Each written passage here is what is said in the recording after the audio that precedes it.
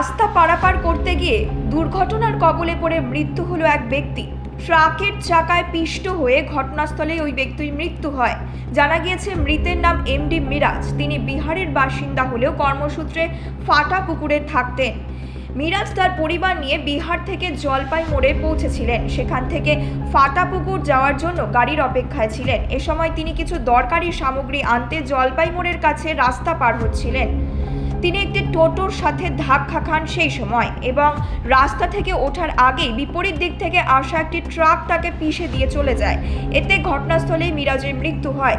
ঘটনার খবর পেয়ে জলপাইগুড়ি ট্রাফিক ও খালপাড়া ফাঁড়ির পুলিশ কর্মীরা ঘটনাস্থলে পৌঁছে মৃতদেহ উদ্ধার করে ময়নাতদন্তের জন্য উত্তরবঙ্গ মেডিকেল কলেজ ও হাসপাতালে পাঠায়।